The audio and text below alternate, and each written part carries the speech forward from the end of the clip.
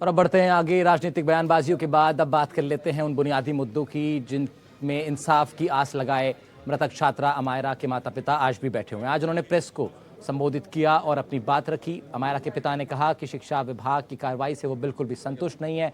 मृतक छात्रा अमायरा की मां कहती हैं कि काश वो जब जयपुर आए तब उन्होंने अपनी बच्ची का एडमिशन नीरजा मोदी स्कूल में ना कराया होता। प्रेस से आज दोनों ही माता पिता और उनके परिजन भी साथ साथ मुखातिब थे। उन्होंने ये बताया कि 22 नवंबर को अब एक बड़ा कैंडल मार्च निकाला जाना है, जिसमें वो जनता से गुहार लगा रहे हैं कि वो लोग सब उनके साथ जुड़ें ताकि उनकी बच्ची को इंसाफ दिलवाया जा सके। दरअसल राजधानी जयपुर में कक्षा चौथी में पढ़ने वाली छात्रा अमायरा की मौत मामले में अभिभावकों ने प्रेस कॉन्फ्रेंस कर अपना दुख साझा किया। अमायरा की मां ने कहा कि मैं सोचती हूँ कि काश बच्ची को उस दिन स्कूल ना भेजा होता। अमायरा के पिता ने गंभीर सवाल पुलिस और शिक्षा विभाग की कार्रवाई पर उठाए हैं।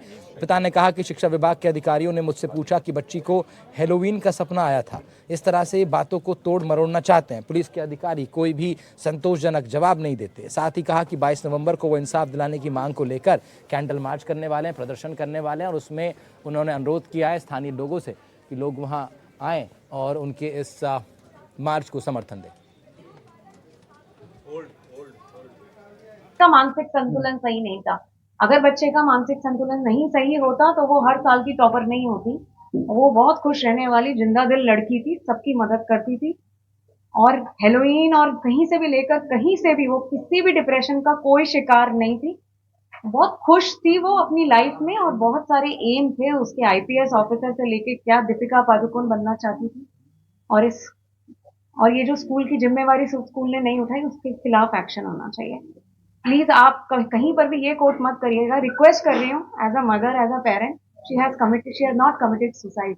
वो उसको तो हाइट से प्रॉब्लम थी, वो तो डरती थी, तो उसको सिचुएशन में पहुंचाया गया जहां वो जाकर बैठी, वो गिर गई। और सेकेंडली वो कोई मानसिक, कोई उसको किसी तरह का कोई प्रॉब्लम नहीं था।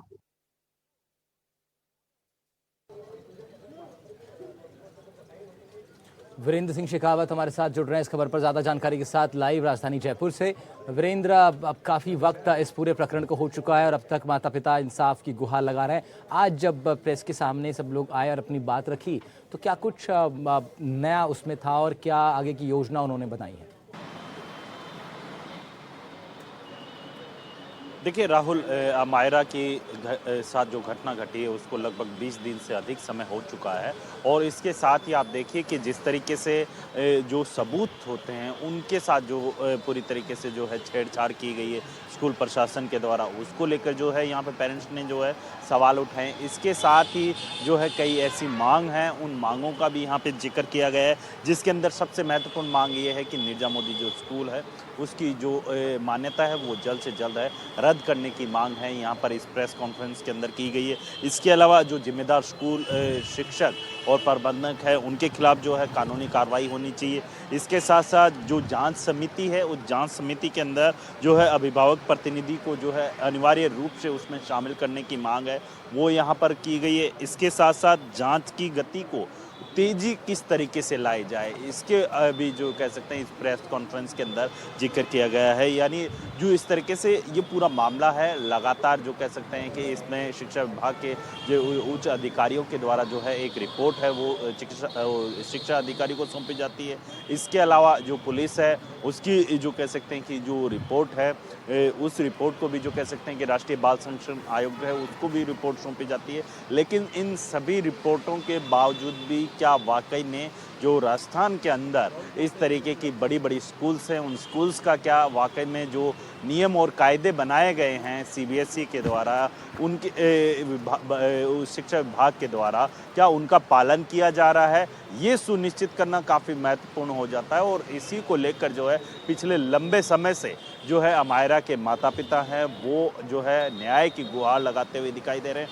एनडीटीवी भी जो है उनकी आवाज़ बनकर जो कह सकते हैं कि इस पूरे मामले को की पड़ताल करता हुआ दिखाई दे रहा है। लेकिन सबसे अहम सवाल ये है कि जिस तरीके से ये जो पूरा ये मामला चला है, इस मामले के अंदर आप देखेंगे कि क्या वाकई में एक चौथी क्लास के अंदर पढ़ने वाली बच्ची सुसाइड कर सकती है? ऐसे ही कई सवाल है इस प्रेस कॉन्फ्रेंस के अंदर उठते हुए दिखाई दिए। लेकिन सबसे महत्वपूर्ण चीज़ ये है कि 22 नवंबर को जो है इन तमाम पेरेंट्स के द्वारा, अमायरा के माता पिता के द्वारा जो है एक अपील की गई है कि आप 22 नवंबर को शहीद स्मारक पर आइए और जो है अमायरा को न्याय दिलाने के लिए जो है एकजुट होइए। और साथ ही जो है इस दौरान कैंडल मार्च भी निकाला जाएगा, जिसके अंदर अमायरा को जो कह सकते हैं कि न्याय दिलाने की जो लड़ाई है वो जो कह सकते हैं कि ज़्यादा से ज़्यादा अभिभावकों को जो कह सकते हैं कि आने की अपील है अमायरा के पेरेंट्स के द्वारा की गई है। लेकिन ठीक है। सबसे बड़ी बात यह है कि इस पूरे मामले के अंदर जी। आपने देखा होगा ठीक कि है। लगातार ठीक है वीरेंद्र, ठीक है, वीरेंद्र सिंह शेखावत हमारे सहयोगी राजधानी जयपुर से रिपोर्ट कर रहे थे इस बेहद